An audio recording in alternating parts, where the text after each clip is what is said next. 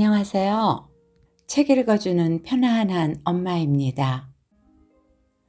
내 잘못이 드러나지 않고 아무 대가도 치르지 않아서 난 더 큰 죄책감에 빠져버렸다. 그때 내가 무엇을 피하려고 했는지 이제는 안다. 수치심이었다. 최진영 지음. 돌담. 기차역에서 고향집까지 천천히 걸어오는 동안 먼 산이 검어졌다. 대문을 열고 마당에 들어서자 집의 창도 산처럼 검었다. 엄마에게 전화를 걸어 나 집에 왔다고, 엄마는 어디 있느냐고 물었다. 엄마는 집에 밥이 없을 거라고, 냉장고 문에 전화번호가 붙어 있을 테니 그 번호로 전화해서 치킨을 시켜놓으라고 했다. 엄마는 어딘데? 나는 가는 길이야. 어디를? 집에. 언제 오는데? 치킨보다 먼저 간다. 전화를 끊고 치킨 가게에 전화를 걸었다. 전화 대기음이 오래 울렸다. 끊으려 할 때 목소리가 들렸다. 네, 말씀하세요. 치킨집 맞나요? 네, 말씀하세요. 지금 배달하시나요? 네, 거기가 어딘데요? 여기 문주로 8번 길 10-. 그렇게 말하면 우리는 몰라요. 네? 그렇게 말하면 우리는 못 찾아가. 제가 방금 주소를. 그런 거 말고 그 집의 특징을 말해야지. 나는 당황해서 집을 둘러봤다. 흔한 골목길 중간에 있는 뻔한 단층 가옥. 이 집의 고유한 특징이라곤 주소뿐인데. 여기 대문이 파란색이고요. 기찻길 뒷동네인데요. 대천 올라가는 방향으로요. 앞집에 돌담이 있는데. 돌담집이요? 네, 돌담 뒷집이에요. 돌담집이면 파란색 대문이고 뭐고 거기 뒤에는 집이 없는데. 아니요, 여기 집 많은데. 이 골목에만 대여섯 채가 주르륵 있는데요. 그럼 그 집에는 뭐가 있어요? 나는 계속 당황했다.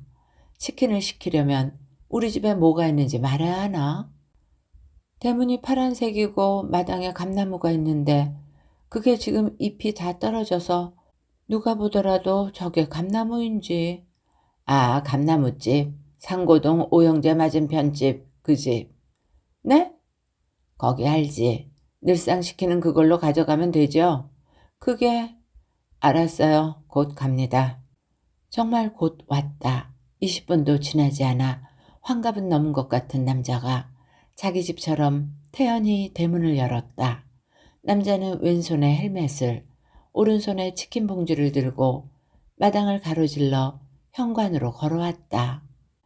이 집은 감나무 집이라고 여기 아줌마랑 내가 벌써 말을 맞춰놨는데. 남자가 봉지를 건네주며 말했다. 치킨보다 먼저 올 거라던 엄마는 아직 오지 않았고 나는 다 몰랐다. 여기 아줌마. 그러니까 우리 엄마가 치킨을 자주 시켜 먹는 것, 우리 집이 감나무집이라는 것도, 맞은편 집에 아들이 5이라는 것도, 우리 집 감나무는 그다지 우람하지 않았고 옆집에도 그 뒷집에도 감나무가 있는데 우리 집이 감나무집이라면 다른 집들은 뭐라고 불릴까? 앞집에는 내 키보다 높은 돌담이 있고 진작부터 그 돌담이 무척 인상적이라고 생각했었다. 하지만 아까 남자가 전화로 말하길 그 집은 돌담집이 아니라 상고동 오영재 집이다. 돌담 뒷집이라고 하면 아실 줄 알았어요. 여기 돌담은 저 아랫집에 대면 아무것도 아니지. 저 밑에 어마어마한 돌담집이 있는데 다음부터는 감나무집이라고 하면 내가 딱 알아듣고서 이렇게 옵니다. 맛있게 들어요. 남자는 한 손을 번쩍 들어 보이면서 대문을 닫고 나갔다.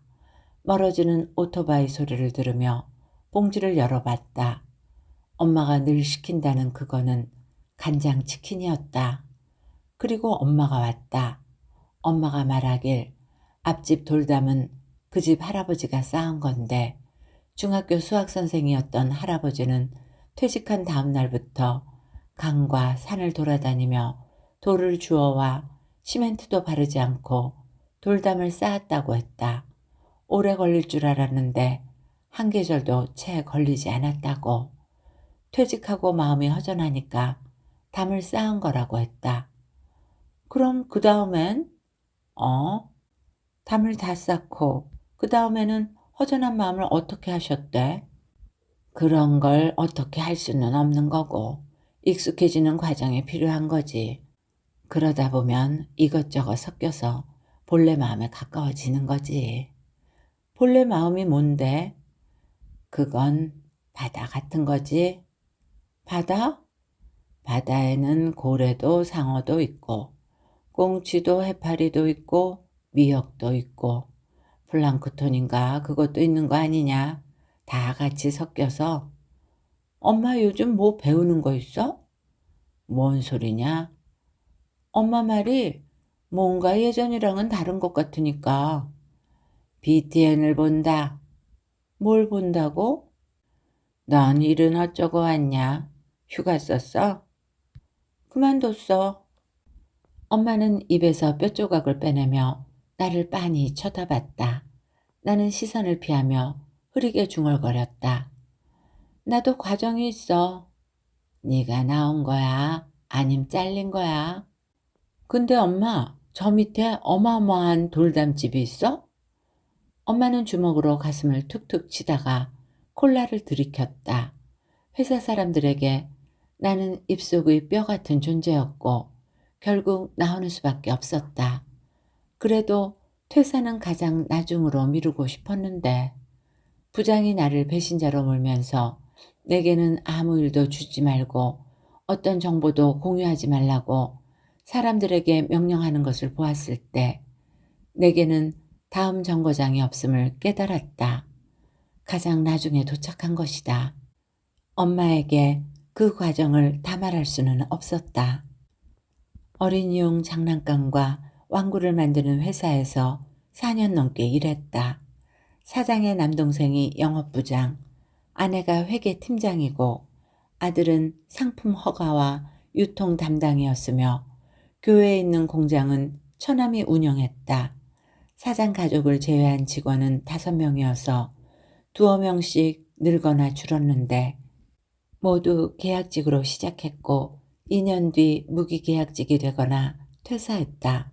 나는 사무실 구석 책상을 차지하고 앉아 상품 디자인과 자잘한 서류 업무를 도맡아 했다. 사장은 빼어난 디자인이나 창의력을 원하지 않았다. 무난한 디자인을 빠르게 뽑아내고 어떤 일에서건 상상력을 발휘하지 않기를 원했다. 사장은 돌돌만 신문을 들고 다니면서 매일 소리 질렀다. 누구한테든 생각 좀 하고 일하라고, 돈이 썩어나냐고 말하면서 책상을 탕탕 치거나 문을 쾅쾅 닫았다. 뭘 묻는 걸 극단적으로 싫어하면서도 묻지도 않고 마음대로 일을 처리한다고 화를 냈다. 영업부장은 늘 술에 취한 사람처럼 보였다. 허풍을 떨다가도 갑자기 비굴해졌고 잠깐씩 음흉한 표정을 지었다. 회계팀장은 매사 걱정이 많아서 잠시도 입을 다물지 못했다. 아들은 부모를 애정하고 증오하며 열심히 일했다. 입사했을 때 영업부장은 내게 일머리가 제일 중요하다 라고 말했다. 일머리가 없어서, 일머리가 나빠서, 일머리는 어디다 팔아먹고 같은 말을 하루에도 수십 번씩 들었다. 잘해도 못해도 일머리였다. 일머리란 단어에 노이로제가 생겨서 그 말만 들으면 귀에서 뇌까지 벌레가 기어다니는 것 같았다. 가족이 아닌 사원들은 묵묵했다. 안 됩니다. 잠깐만요. 곤란합니다. 같은 말은 거의 하지 않았다. 나보다 오래 일한 직원은 2명이었다. 김 과장과 정 과장. 김 과장은 15년 차였고 정 과장은 10년 차였다. 사장은 그들을 대단히 신뢰하면서도 은근히 깔봤다. 그 두 가지 대우가 어떻게 공존할 수 있는지, 신뢰와 경멸의 배합으로 사람을 어떻게 단련할 수 있는지 그곳에서 조금 배웠다. 나는 단련되었던가? 모르겠다. 나는 나빠졌다. 매일 조금씩 나빠지다가 어느 순간 급격히 나빠졌다.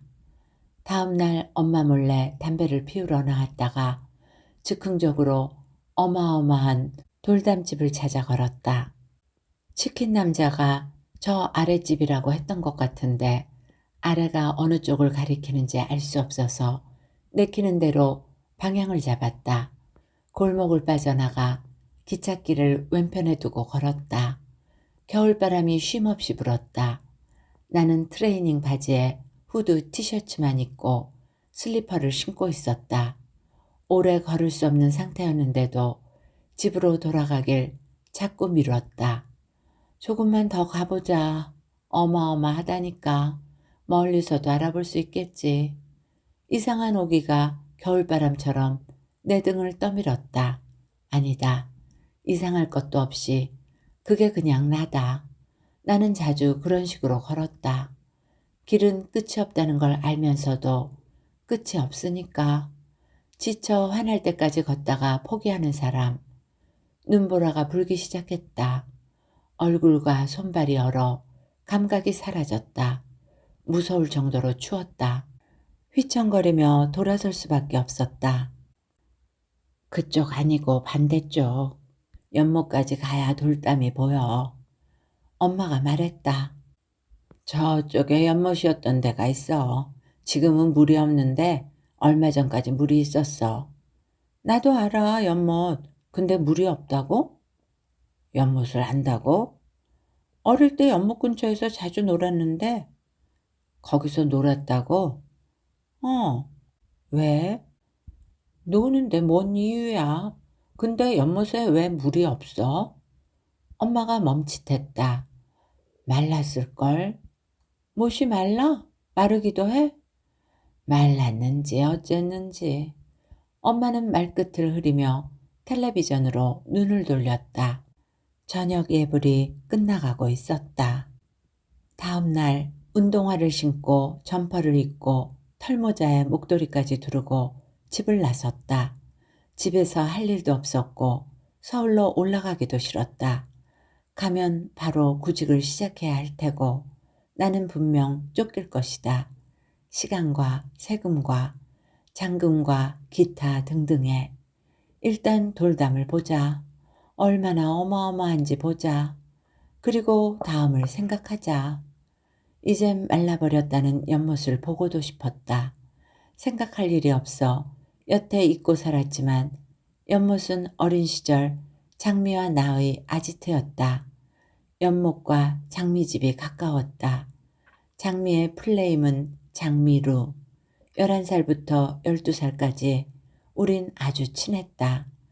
장미는 마당 넓은 2층 집에 살았고 장미 부모는 과수원을 했다. 나는 장미 부모를 땅 부자로 알고 있었다. 누가 내게 그런 얘기를 해주었을까? 모르겠다. 어쨌든 장미는 좋은 집에 살았다. 당시 우리 가족은 단층집 구석에 달린 셋방에 살았다. 방은 한 칸뿐이었고 화장실은 바깥에 있었다. 욕실이 따로 없어 부엌에서 씻었다. 또래 아이들 중 열의 9은 제잘제잘 떠들고 이야기 지어내기를 좋아했는데 장미는 열의 하나에 속했다. 말수가 적었고 천천히 움직였고 편을 가르는 놀이를 싫어했다. 장미는 6살 어린 동생을 무척 아꼈다. 같이 놀다가도 동생이 보고 싶다며 먼저 집에 가버릴 때가 많았다. 다락방이 있는 2층 집 쪽으로 서둘러 걸어가는 장미의 뒷모습을 보면서 나는 때로 놀라워했다. 저런 아이가 내 친구라니. 장미는 귀족이고 나는 하인인데 우리는 피로 맺은 사이여서 우리를 떼어놓으려는 어른들의 방해와 음모를 함께 헤쳐나가는 상상에 빠지기도 했다. 현실에서는 아무도 우리를 떼어놓으려고 하지 않았다. 우리가 친한 사이라는 걸 어른들은 몰랐으니까. 알았더라도 무심했을 것이다. 자기 자식이 누구와 친한지, 하루 종일 뭘 하고 지내는지 관심을 가지는 어른은 없었다. 연못에서 놀다가 지루해지면 장미집 마당으로 갔다. 장미집에는 담도 대문도 없었다. 어른 허리 높이로 자란 사철나무가 담 대신 마당을 대충 둘러싸고 있었는데 사철나무는 꼭 박제된 것처럼 더 자라지도 마르지도 않았다. 넓디 넓은 마당 한쪽에 덩그러니 2층 가옥이 있었고 마당 양옆으로 광활한 과수원이 펼쳐져 있었다. 장미는 종종 집에 들어가 물에 씻은 앵두나 청포도를 가지고 나왔다. 나는 흙 묻은 손을 바지에 대충 문질러 닦고 그것들을 집어먹었다. 집에 엄마 아빠 없느냐고 물어보면 장미는 드넓은 과수원을 가리키며 저기 어딘가에 있을 거야 하고 대답했다. 나는 2층 가옥에 들어가고 싶었다.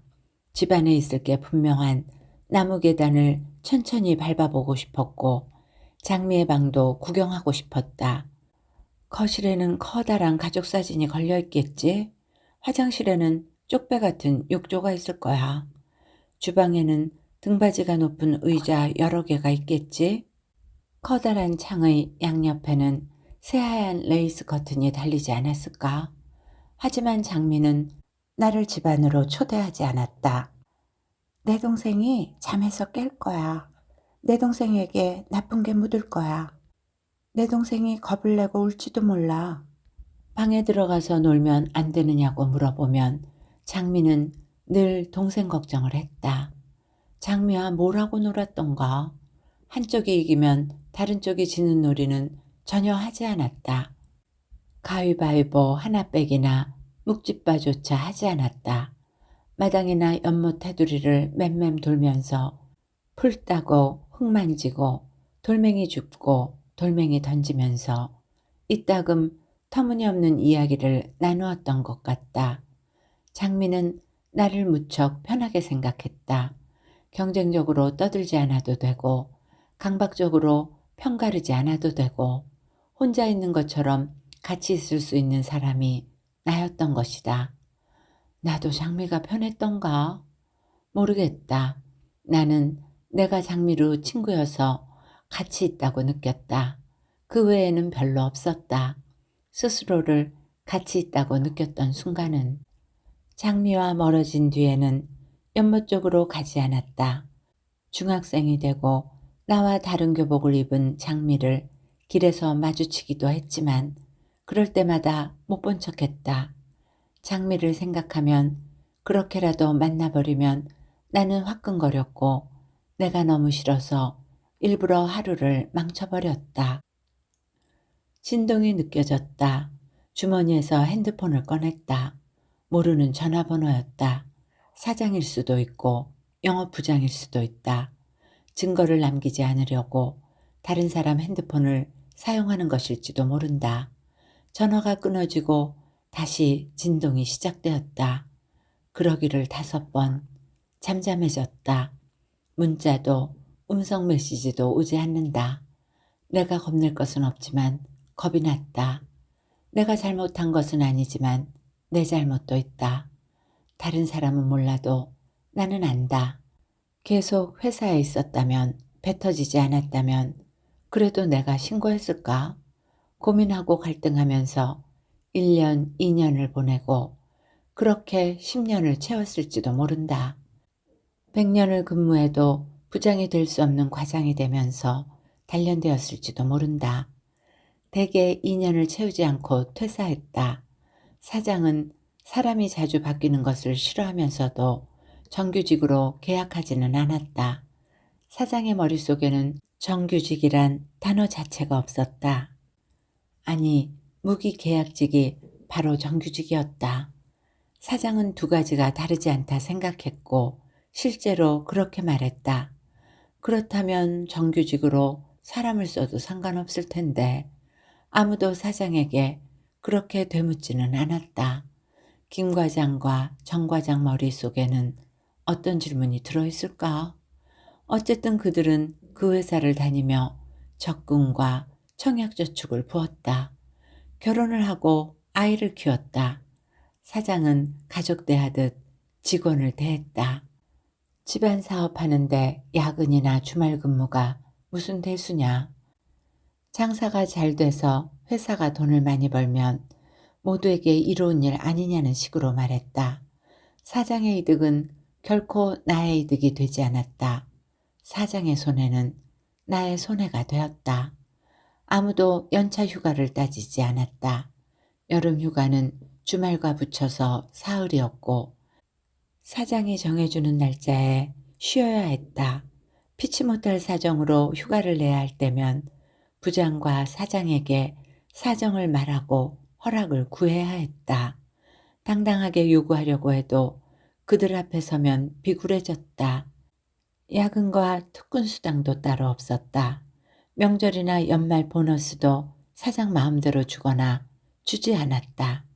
여자는 출산하면 회사를 그만둬야 했고 남자는 아내가 아이를 낳은 날만 쉴 수 있었다. 한때 나는 김 과장과 정 과장도 사장의 먼 친척이 아닐까 생각했었다. 묻지는 않았다. 회사에서 나는 뭘 묻는 사람이 아니었다. 친척이라도 맥 빠지고 아니라도 황당할 것 같아서 상상만 해보고 말았다. 2년 만기 적금이 끝나면 이직하려고 했다. 만기 때 원룸 월세가 올랐다. 적금을 찾은 돈에 대출을 더해 보증금을 올려줬다. 계기가 오리라 막연히 짐작했다. 더 나은 조건에 다른 회사에 입사한다든가 어느 날 우연히 나도 모르던 재능을 발견한다는 식으로 내게 좋은 방향으로만 그 계기를 상상했다. 그러던 어느 날 우연히 알게 되었다. 제품 안전성 인증을 받기 위해 공장에서 만드는 제품이 따로 있으며 인증을 통과한 다음부터는 사용이 금지된 화학 첨가제를 쓰고 있다는 사실을. 그 첨가제를 쓰면 제품이 훨씬 말랑말랑하고 부드러워진다고 했다. 제조 단가도 현저히 떨어진다고 했다. 사장과 영업부장과 생산부장이 사장실에 모여 앉아서 하는 얘기를 들었다. 몰래 들은 것도 아니다. 그들은 내가 자기들 옆에 서 있는 걸 알면서도 태연히 그런 말을 주고받았다. 뭐지? 나도 가족이 된 건가? 그런 생각을 하지 않을 수 없었다. 그들은 첨가제 이름을 제대로 말하지 않고 그것이라고만 했다. 사장실을 나오자마자 인터넷 검색을 시작했다. 잠깐의 검색만으로도 그것이 프탈레이트 가소제라고 확신할 수 있었다. 회사 이름과 프탈레이트 가소제를 붙여서 검색 버튼을 눌렀다. 웹페이지 가득 블로그가 떴다. 그중 하나에 들어갔다. 독성물질을 사용한 회사와 장난감 목록을 정리해둔 블로그였다. 거기 사장의 회사도 있었다. 이미 몇 년 전에 프탈레이트 가소제 기준치 초과로 단속에 걸렸고 제품 수거 명령을 받았던 것이다. 내가 막 입사하던 시기였다. 리콜 사건으로 다들 신경이 날카로웠던 게 그제야 기억났다. 그땐 아무도 내게 뭐가 문제인지 말해주지 않았다. 눈치만 살피다가 눈이 달아 없어질 것만 같던 때였다. 리콜 사건이 잠잠해지자 다시 그 첨가제를 사용하는 것이다. 모르는 채로 나는 나쁜 짓에 가담하고 있었다. 그렇다는 걸 알게 된 다음부터는 알고서도 가담하는 거였다. 어디에 신고하지? 112? 시청? 환경부? 중소기업청? 소비자보호원? 신고한 다음엔 리콜을 하겠지. 시간이 지나면 또 사용하겠지. 난 내부 고발자가 되는 건가? 당연히 잘리겠지? 대출금 이자는 어쩌지? 신고하기 전에 다른 회사를 알아봐야 하나? 바로 이직할 수 있을까? 내부 고발자인데 이거 정확한 정보일까? 잘못 들은 거 아닐까?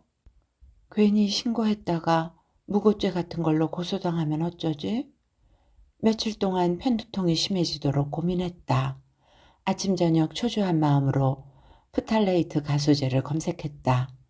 그것이 인체에 미치는 영향을 달달 외울 만큼 들여다봤다. 생식기관에 유해한 독성물질이었다. 환경호르몬 추정물질이며 발암물질이라고 했다. 그런데도 장난감뿐 아니라 각종 생활용품에서 자주 검출된다고 했다. 다들 알고도 쓰는 건가? 그렇게 나쁘지는 않은 건가? 당장 해를 끼치지는 않는다는 말인가? 독성물질인데 생각할수록 헷갈렸다. 내가 바로 옆에 서 있는 걸 알면서도 사장과 부장들이 그런 얘기를 나눴던 걸 보면 비밀이 아닐 수도 있다. 다른 회사에서도 다 쓰는 건지도 모른다. 나쁜 짓이 아니라 사업 수완일 수도 있다. 플라스틱 제품에 많이 쓰인다면 내가 쓰는 물건들에도 첨가되었을 것이다. 하지만 난 괜찮잖아. 아프지 않잖아. 몸에 쌓이겠지. 언젠가는 병들겠지. 지금도 병들어가고 있겠지. 나를 병들게 하는 게 환경 호르몬 뿐인가? 그렇게 하루하루가 지나갔다. 두어 달 뒤에는 플라스틱에 담긴 음식을 전자레인지에 데울 때나 잠깐씩 고민했다.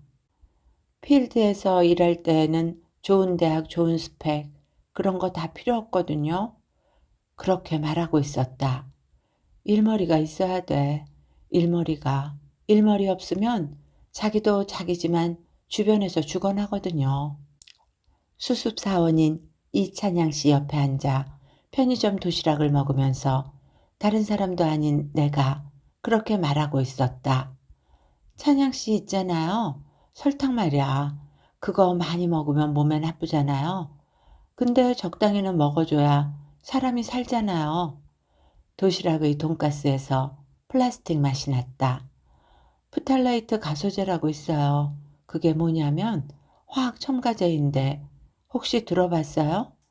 내가 진짜 오래 고민해봤는데 내 생각에는 그게 설탕 같아.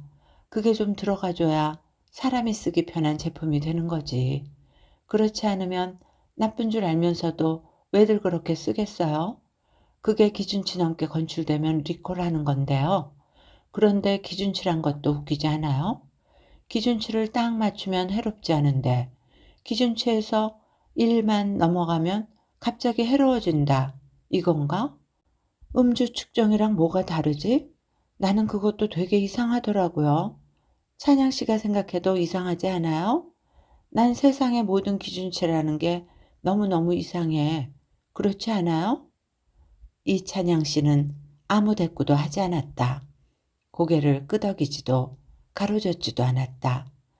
햄버거를 천천히 씹으며 다른 생각을 하는 것 같았다. 도시락에 숙주나물 무침을 입에 넣자마자 쉰맛이 올라왔다. 뱉지 않고 먹었다. 괜찮을 테니까. 상한 것 좀 먹는다고 죽진 않을 테니까. 앙상한 나무들이 연못을 둘러싸고 있었다. 메마른 이파리와 오래된 쓰레기가 여기저기 흩어져 나뒹굴었다. 기억 속 연못보다 훨씬 작고 초라했다. 연못 너머 2시 방향으로 돌담이 보였다. 완성된 돌담이 아니라 진행 중인 돌담이었다. 담 끝에 사람이 있었다. 작은 노인이 느리게 움직이며 담을 쌓고 있었다. 그 담 너머에는 집이 한 채뿐이었다. 예전에 거의 15년 전에는 거기 장미 가족이 살았다. 장미 동생이 되고 싶었다. 장미가 세상에서 제일 사랑하는 그 아이가 되고 싶었다. 장미집 다락방에 살고 싶었다. 나를 집안으로 초대하지 않는 장미에게 서운한 마음도 들었다. 그래도 좋았다. 연못에서 장미네 마당까지 전속력으로 달릴 때면 지구를 가로지르는 기분이었다. 연못 근처 작은 버드나무 아래에 우리만의 보물창고를 만들기도 했다. 연못과 마당에서 주먹만한 돌을 주어 버드나무 아래로 날랐다. 그 돌을 동그랗게 쌓아 작은 동굴을 만들었다. 걷다가 예쁜 것을 발견하면 그 동굴에 보관했다. 청색 빛이 나는 돌, 붉은 빛이 나는 돌, 과수원에서 발견한 조개 껍데기, 마른 꽃잎과 나뭇잎, 야광별과 도토리, 기찻길 옆에서 주운 손바닥만한 액자, 과수원에서 주운 펜던트, 빨간색, 파란색, 노란색, 분필, 사탕이 예뻐서 넣어두었는데 다음날 개미가 바글바글해서 기겁한 적도 있다. 겨울에는 작은 눈사람 2개를 만들어서 넣어두기도 했다. 여름에 비가 많이 내려서 연못이 넘쳐도 동굴은 무너지지 않았고 보물들은 안전했다. 동굴에 보물을 넣을 때마다 우리는 그것이 보물인지 아닌지 회의했다. 한 명이 보물이냐고 묻고 다른 한 명이 보물인 이유를 말하면 회의 끝이었다. 회의가 끝나면 장미는 작은 수첩에 날짜를 적고 보물의 내용과 의미를 기록했다. 그럴 때 장미는 정말 특별했다. 나는 흉내도 못 낼 품격이 느껴졌다. 돌담을 쌓는 노인을 쳐다보다가 버드나무를 찾아 연못을 돌았다. 버드나무 밑동에 쌓인 눈이 얼어 있었다. 돌 하나를 주워들고 쪼그려 앉아 눈을 파냈다. 아직도 장미 집일까? 저 노인은 장미 아버지일까? 여전히 땅 부자겠지? 그럼 장미도 부자겠지? 그냥 인부 아닐까? 설마 직접 담을 쌓겠어? 그런데 왜 담을 쌓지? 2층 집은 그대로 있을까? 보물들은? 보물은 무슨? 죄다 쓰레기지. 쓰레기를 보물이라고 주워 모은 거지. 장미방에는 더 예쁜 보물들이 있겠지. 돌을 쌓아 보물 창고라고 이름 붙이고 나하고는 거기 쓰레기만 모아놓고 진짜 예쁜 것들은 혼자 보고 만지고 간직했겠지. 나는 더러우니까 집에도 못 들어오게 했겠지. 자기 예쁜 것들을 함부로 만지고 망칠까 봐. 동생한테 나쁜 게 묻을 수도 있다고 했지. 그건 무슨 뜻이었을까? 나랑 그러고 노는 게 재밌었을까? 내가 신기했나 장미는? 쓰레기를 보물이라고 모으는 내가? 12살에 그런 생각들을 했었다. 나를 보호하기 위해 장미를 가식적인 나쁜 애로 만들려고 했었다. 그러면 마음이 좀 편해질 줄 알았는데 더 비참해졌다. 돌이켜보면 그리 가난하지도 않았다. 장민의 집과 비교하면 그렇게 느껴졌을 뿐 부모님은 사글세 판잣집에 살면서 부지런히 돈을 모았고 내가 중학생이 되고 얼마 지나지 않아 아파트로 이사했다. 낡은 아파트에 10년 융자를 끼고 들어갔지만 어쨌든 그곳에는 나만의 방이 있었다. 우리 가족이 머물렀던 마지막 새방으로 이사가기 며칠 전 엄마는 나의 일기장과 스케치북을 모두 버리겠다고 했다. 내 것을 왜 버리느냐고 울며 대들었다. 엄마는 이사갈 때 이런 걸 다 정리해 버려야 한다고 대답했다. 우리 또 이사가? 왜 또 가? 멀리 가? 아니야, 옆 동네로 가는 거야. 그럼 전학 안 가도 돼? 집만 옮기는 거야. 그러면 아무것도 버리지 말고 그냥 여기서 살면 되잖아. 더 좋은 데로 가는 거야. 뭐가 좋은데? 방이 2개야. 내 방이야? 골방이어서 추워. 거기서 잠도 못 자. 창고처럼 쓸 거야. 그래도 내 방이야? 여름에는 그럴 수도 있고. 옆 동네 어디로 가는데? 제일교회 바로 뒤에 하얀색 양옥집이 있어. 거기로 갈 거야. 바로 뛰쳐나가 제일교회를 향해 달렸다. 교회 뒤에는 정말 양옥집이 있었다. 오래되고 낡아서 벽에 때가 많이 묻었지만 어쨌든 하얀색 양옥집이었다. 창살로 된 대문에 매달려 집안을 엿봤다. 좁지만 마당도 있었다. 창문이 여러 개인 걸 보면 방이 2개보다는 많을 것 같았다. 엄마는 왜 거짓말을 했지? 아닌가? 커다란 방이 두 개인 건가? 어쨌든 양옥집이다. 내 방이 생긴다. 장미를 초대할 수도 있을 것이다. 다음 날 학교에서 장미를 만나자마자 기쁜 소식을 전했다. 나도 이제 양옥집에 살 거야. 거기엔 내 방도 있대. 이사하면 꼭 놀러와. 장미는 나만큼 기뻐하지는 않았고 차분하게 고개를 끄덕였다. 그래서 나는 또 서운해졌다. 이사하는 날 수업이 끝나자마자 제일교회 쪽으로 달려갔다. 아침부터 이사할 거라고 했으니 이미 짐을 다 옮겼을 것만 같았다. 어서 내 방을 구경하고 싶었다. 심장이 아프도록 뛰어 양옥집에 도착했다. 대문을 지나 엄마에게 다가가면서 나는 이상한 느낌에 사로잡혔다. 텔레비전을 짊어진 아저씨가 양옥 옆에 코딱지처럼 붙은 판잣집으로 들어가고 있었다. 엄마가 나를 돌아봤다. 나는 엄마를 보고 판잣집을 쳐다봤다. 그리고 다시 엄마를 봤다. 엄마가 판잣집의 검은 문으로 쑥 들어갔다. 나는 쭈뼛거리며 검은 문으로 다가가 그 안을 들여다봤다. 우리 밥솥과 냉장고와 옷장이 그곳에 있었다. 방은 두 개였다. 엄마는 거짓말을 하지 않았다. 작은 방은 연탄 창고처럼 좁고 어두웠다. 장미 말고 유령을 초대해야 어울릴 것 같았다. 하지만 나는 이미 장미에게 신신 당부해 놓은 참이었다. 금요일 학교 끝나면 우리 집에 놀러 가자고. 금요일은 내일이었다. 장미의 2층 집을 부러워했었다. 그렇다고 판잣집을 부끄러워하진 않았었다. 그런데 부끄러워졌다.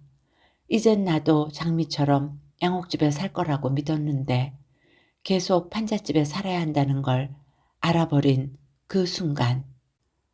수습기간이 끝나는 날 퇴근 시간 넘어서야 영업부장은 이찬영 씨에게 계약을 할 수 없다고 통보했다.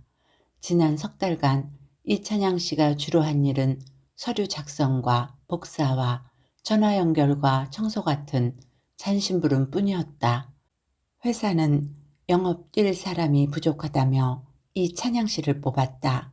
하지만 영업부장은 이찬양 씨를 없는 사람 취급했다. 영업부장은 자기 일을 김 과장 아닌 다른 사람과는 나누기 싫어했다. 자기가 쌓아온 리스트와 노하우를 공유하면 언젠가는 배신당하리라고 확신했다. 경력 사원을 뽑아놓으면 일하는 스타일이 구려서 같이 못해 먹겠다고, 거래처 다 떨어져 나갈 판이라고 대놓고 배척했다. 신입사원이 들어오면 일머리가 없어서 성가시다고 잘라버렸다. 그래놓고 회사 돈은 자기 혼자 다 벌어오는 것 같다면서 우는 소리를 했다. 조용히 사무실을 나가는 이찬양 씨의 등을 보면서 나는 지겨운 환멸을 느꼈다. 저 사람은 왜 저토록 조용히 나가는가? 어째서 나가는 순간까지 영업부장에게 고개 숙여 인사하는가? 저 사람은 왜 석 달을 버텼나? 이 회사에서 계속 일하고 싶었을까? 여기서 나오는 돈으로 살고 싶었나? 그럼 나는 프탈레이트 가소제를 알게 되고 석 달 가까이 지났다. 공장은 쉼없이 돌아갔고 장난감은 매일 쏟아져 나왔다. 이찬양 씨라면 어떻게 했을까? 주저없이 신고했을까? 모르는 척했을까? 어쨌든 나는 남아 월급을 받고 있었다. 장난감을 팔아서 받는 월급이었다. 그러지 말라고 말해야 했다. 내 정당한 월급을 그런 돈으로 주지 말라고. 그런 돈으로 내가 살아가게 하지 말라고. 정 과장에게 같이 점심을 먹자고 했다. 정 과장은 무엇을 어디까지 아는지, 진짜 친척인지 아닌지 알고 싶었다. 정 과장은 김 과장과 같이 나왔다. 둘보다는 셋이 낫지. 밥은 여럿이 먹을수록 맛있는 거야. 정 과장이 어색하게 웃으며 말했다. 김 과장이 맛있는 걸 사주겠다며 중국집에 가자고 했다. 맛있는 거 시켜. 비싼 요리 시켜도 돼. 테이블에 앉으며 김 과장이 말했다. 나는 볶음밥을 시켰다. 김 과장과 정 과장은 짬뽕으로 통일했다. 볶음밥은 반도 먹지 못했고 나는 아무것도 알아내지 못했다. 그들은 내가 질문할 틈도 주지 않고 자기들끼리 계속 이야기를 나눴다. 그들보다 뒤처져 중국집을 나오면서 나는 결론 내렸다. 그들이 친척이든 아니든 프탈레이트 가소제를 알든 모르든 상관없다고. 그들은 자기들이 모른다는 것조차 몰라서 아무 죄도 짓고 싶지 않은 사람들이었다. 요즘 사람들이 하도 유난스러워 그렇지. 그게 그렇게 나쁜 게 아니야. 그거 사용 금지된 지도 얼마 안 됐고 우리 어릴 때는 다 그거를 물고 빨고 하면서 컸어. 그런데 봐. 내가 죽었나? 아니잖아. 이 사원 어릴 때 쓰던 장난감에도 그거 다 들어갔어. 그래서 이사원이 잘못됐나? 아니잖아. 지금 내 앞에서 따박따박 말대꾸하고 있잖아. 우리 공장에서 만든 장난감을 내가 우리 애들한테는 안 줬을 것 같아. 연필 한자로 만들어 본 적도 팔아본 적도 없는 사람들이 현장 일은 뭣도 모르고 유해 물질이다 뭐다 그러는 거라고. 막말로 우리가 곰으로 고기 만드는 회사도 아니고 제품에 청산가리 바르는 것도 아니고. 아니잖아. 겨우 장난감이잖아. 그 정도로 나쁜 거는 세상에 널렸다 이거야. 영업부장에게 프탈레이트 가소제 얘기를 꺼내자마자 돌아온 대답이었다. 독성 물질을 쓴다고 자신 있게 말할 사람은 없다. 포장이 필요하고 영업부장은 뭐든 잘 포장하는 사람이었다. 독성 물질이므로 절대 쓰면 안 된다라는 원론적인 말로는 영업부장을 이길 수 없었다. 우리 때문에 사람이 죽었나? 우리 제품에 누가 죽었는지 기사라도 떴어. 우리 모두 잘 살고 있잖아. 사람 우습게 보지 마. 사람 그렇게 쉽게 죽거나 병들지 않는다고. 그러니까 우리가 그런 걸 쓰는 것보다 당신이 떠들어서 사람들 불안하게 하는 게 더 큰 문제다 이 말이야. 문제 삼지 않으면 문제될 게 없는 거야. 그렇다. 당장 죽지는 않을 것이다. 병들 뿐이다. 병들어 죽을 때 어느 누가 어릴 적 갖고 놀던 장난감이 원인이라고 지목하겠는가. 영업부장 말대로 세상에는 이렇게 나쁜 게 널렸는데 나쁜 걸 서로 조금씩 나누면서 우리는 살아가고 있는데 그래도 제가 이걸 안 이상 그냥 있을 수가 없습니다. 그냥 있지 않으면 뭘 하겠다는 건데 당신 월급 주는 회사를 신고해서 당신한테 돌아갈 이익이 뭐 있나? 당신 힘들어질 거 뻔하고 당신만 그렇겠나? 우리 다 같이 죽는 거야. 여기 다 가정 있는 사람들이야. 당신 때문에 제품 수거되고 불매운동 일어나서 월급 밀려봐. 애들 학교는 어떻게 보내고 밥은 어떻게 먹이나. 이 사원은 싱글이라 가장에 그걸 몰라. 모르니까 지금처럼 똥 된장도 구분 못하는 거야. 여러 사람 원망 들을 일을 왜 나서서 하겠다는 거지? 머리가 그렇게 안 돌아가나? 영업부장과 말하는 동안 나는 점점 이상한 사람이 되어갔다. 다들 괜찮다는데 분란을 일으켜서 사람들 밥줄 끊으려는 협박범으로 몰렸다. 당신만 오르면 다야. 당신 빼고 다 바보야.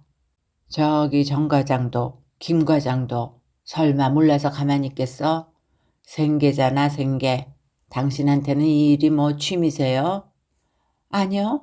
저는 정당하게 일하고 싶은 겁니다. 그렇게 말하는 순간 깨달았다.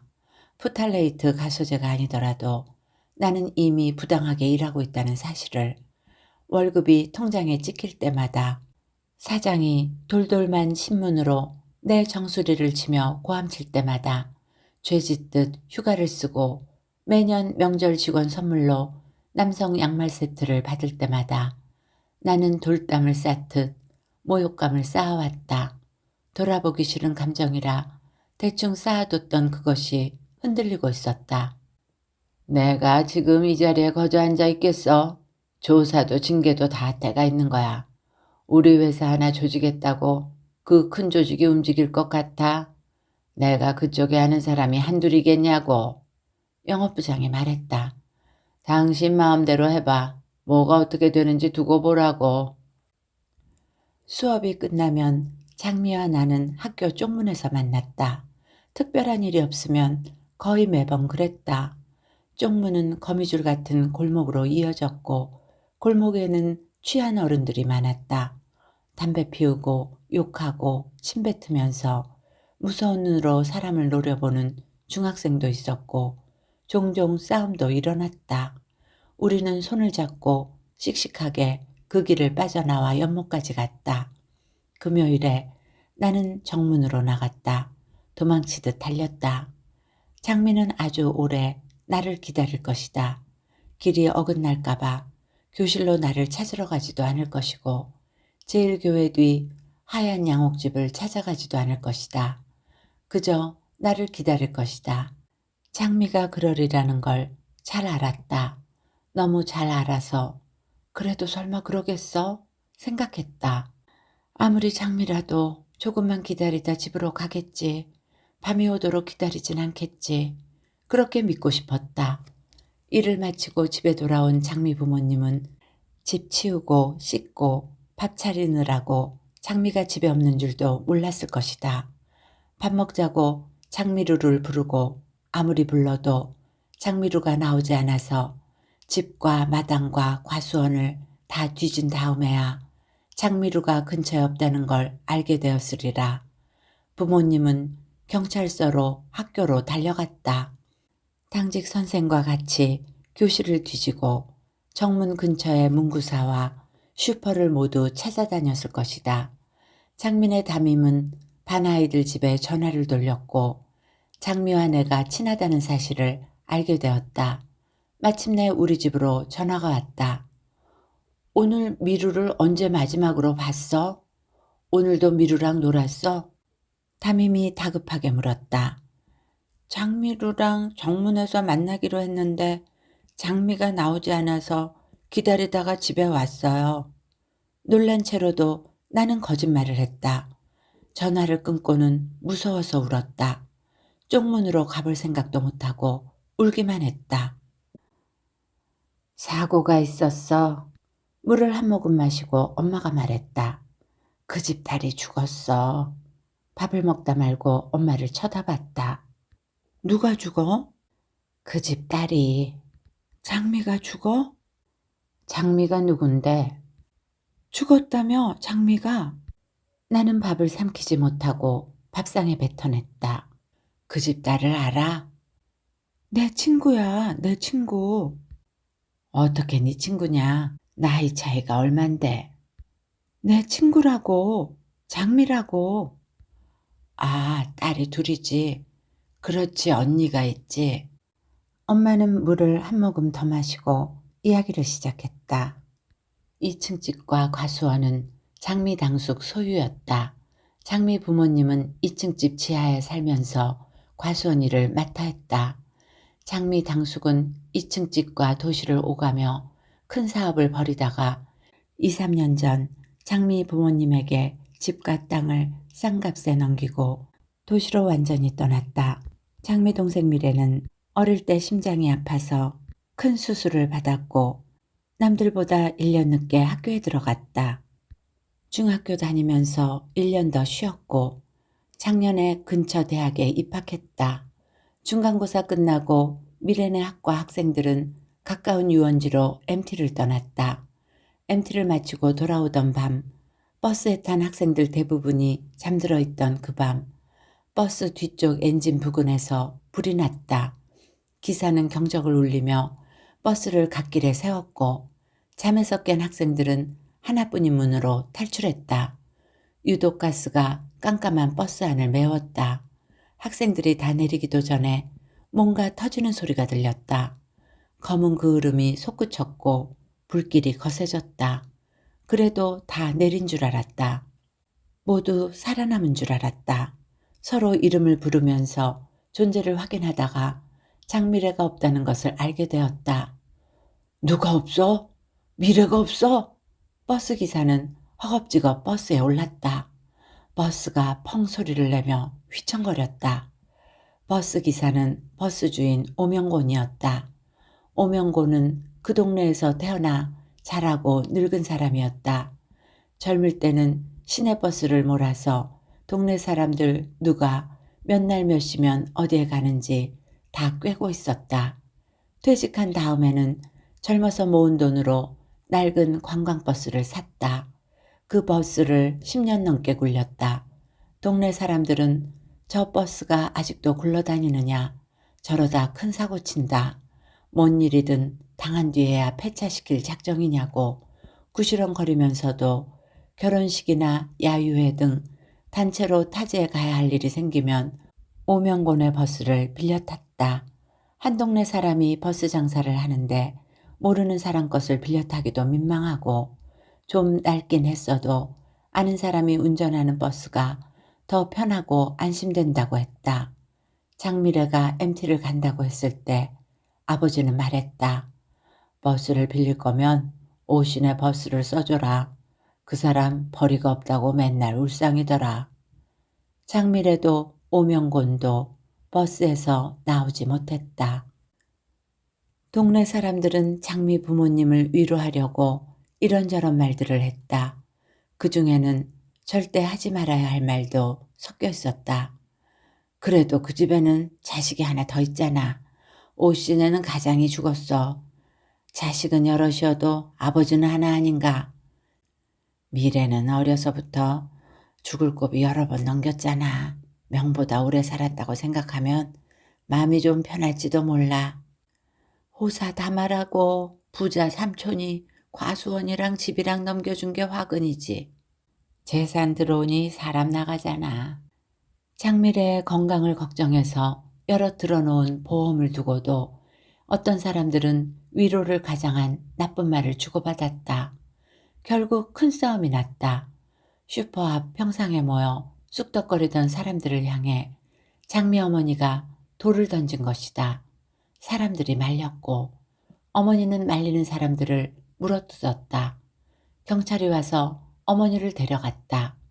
아버지는 도끼를 들고 슈퍼로 달려가 평상을 부쉈다. 모이면 입으로 똥만 싸는 인간들. 살아있는 게 뭔 유세라고 죽은 내 딸 목숨까지 저울질이야. 운 좋아 산 작자들. 니들이 죽을 수도 있었잖아. 니들도 죽어. 내 딸도 죽었으니 니들도 다 죽어. 아버지 말에 발끈한 사람이 아버지 멱살을 쥐어뜯었다. 아버지가 그를 내팽개쳤다.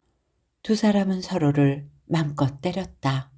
다음 날부터 장미 부모님은 집 밖으로 나오지 않았다. 과수원도 썩고 마르도록 내버려 두었다. 과수원이 병들자 연못도 말랐다. 정돈된 식물로 아름답던 2층 집 주변은 황폐해졌다. 산 사람은 살아야지. 저 넓은 땅을 언제까지 놀릴 작정이야. 손에서 일러오면 사람 금방 망가져. 부모가 이러면 안 돼. 자식은 무너져도 부모는 무너지면 안 돼. 사람들은 장미 부모님을 자꾸만 일으켜 세우려고 했다. 어서 땅을 일구고 나무를 키우고 열매를 거두라고 했다. 일을 하고 움직여야 슬픔도 옅어진다고. 먹고 움직이고 사람처럼 살라고 어르고 달랬다. 겨울이 깊어질 무렵 집 밖으로 나온 장미 부모님은 수레를 끌고 다니며 돌을 모았다. 담 없이 살던 집에 담이 쌓였다. 돌담이 높고 길어질수록 사람들 마음도 불편해졌다. 오고 가며 이런저런 참견과 걱정을 건네면 장미 부모님은 그 말을 묵묵히 들으면서 돌을 쌓았다. 어떤 사람은 눈물을 훔쳤고 어떤 사람은 혀를 찼다. 어떤 사람은 성을 냈고 어떤 사람은 성내는 사람에게 성을 냈다. 그리고 어떤 사람들은 돌을 가져다 줬다. 오다가 주었어. 산에 갔다 가져왔어. 생각나서 들렀어. 돌과 함께 그런 말을 내려놨다. 사람들이 두고 가는 돌이 많아질수록 돌담은 길어졌다. 돌은 왜 갖다 준대? 담을 더 쌓으라고? 그러면 그 사람들 마음이 편해질까 싶어 그러는 거겠지. 불편하니까 보이지도 말라는 거 아니고? 그런 마음이 있을 수 있지. 버스 아저씨 가족은? 그 사람들은 떠났어. 어디로? 모르지. 간다는 말도 없이 갔어. 그날 쪽문과 병모서리에 기대 앉아 잠들었던 장미는 내가 조금 흔들자 놀라며 깼다. 운동장 쪽에서 어머니가 장미루를 부르고 있었다. 얼른 일어나. 엄마가 널 찾잖아. 그렇게 말하고 나는 돌아서서 골목으로 달려갔다. 심장이 터질 것처럼 뛰었다. 나는 내가 도망치고 있다는 걸 잘 알았다. 무엇 때문에 도망치는지는 몰랐다. 모퉁이에 몸을 숨기고 장미를 바라봤다. 장미는 내가 달려온 쪽을 쳐다보다가 뒤를 돌아봤다. 엄마? 망설이며 부르다가 어머니 목소리가 가까워지자 엄마! 엄마! 큰 소리로 불렀다. 어머니는 장미를 붙들고 꺽꺽 울다가 화를 냈다. 뭐하고 있었느냐고. 왜 이 시간까지 집에 안 들어와서 이 난리를 만드느냐고 크게 꾸짖었다. 멀뚱히 서서 야단만 맞던 장미가 깜짝 놀라며 물었다. 근데 엄마 미래는 어디 있어? 미래는 혼자 있어? 장미는 끝내 내 얘기를 하지 않았다. 분명 어른들이 화내며 이유를 물었을 텐데 혼자 야단 맞고 오해를 사고 벌을 서면서도 내 이름을 말하지 않았다. 내 잘못이 드러나지 않고 아무 대가도 치르지 않아서 난 더 큰 죄책감에 빠져버렸다. 그날 만약 장미 담임이 내게 전화하지 않았다면 장미가 집에 없다는 걸 부모들이 몰랐고 쪽문에서 잠든 장미가 아주 깜깜한 밤에야 눈을 떴다면 괜찮겠지? 괜찮겠지? 생각하며 그 밤을 그냥 보냈다면 그러다가 나쁜 일이라도 당했다면 나는 매일 그런 상상을 했다. 끔찍한 상상이었다. 장미를 바로 볼 수 없었다. 장미에게 한마디도 건넬 수 없었다. 그때 내가 무엇을 피하려고 했는지 이제는 안다. 수치심이었다. 내가 어떨 때 거짓말하는 인간인지, 무엇을 부끄러워하고 무엇에서 도망치는 인간인지 생각하기 싫었다. 그런 나를 내게서 빼고 싶었다. 그래서 잊고 살았다. 비슷한 일이 반복될수록 더 잊으려고 했다. 결국 나는 나쁜 것을 나누며 먹고 사는 어른이 되었다. 괜찮지 않다는 걸 알면서도 괜찮겠지, 괜찮겠지, 아직은 괜찮겠지. 기만하는 수법에 익숙해져 버린 형편없는 어른. 핸드폰 진동이 울렸다. 모르는 번호였다. 전원을 꺼버렸다. 아직까지는 부장 말이 맞다. 신고했지만 아무것도 달라지지 않았다. 공장은 계속 돌아간다. 언젠가는 단속에 걸리고 수거 명령을 받을 수도 있다. 나의 신고와 그 언젠가는 상관이 있는가? 모르겠다. 돌 하나를 쌓았을 뿐이다. 계속 신고하면서 조사를 재촉하고 인터넷 카페와 SNS에 터뜨리면 돌은 더 쌓이겠지. 내게 그럴 책임이 있는가? 의무가 있는가? 나는 뱉어졌다. 나도 처음부터 뼈는 아니었다. 살이 될 수도 있었다. 그들의 살이 되고 싶었나? 아니, 절대 아니야. 그럼 뭐가 되고 싶었지? 모르겠다. 더 나빠지고 싶지 않다. 한때 나는 장미의 동생이 되고 싶었다. 장미가 세상에서 가장 사랑하는 그 아이. 눈보라가 몰아쳤다. 돌을 찾으며 길을 걸었다. 무슨 마음인지 알 수 없었다. 이야기는 여기까지입니다. 살다 보면 누구에게나 문득 돌담을 쌓고 싶을 때가 있지 않았을까 하는 생각을 해봅니다. 좋은 시간이 되셨기를 바라며 오늘도 행복하세요.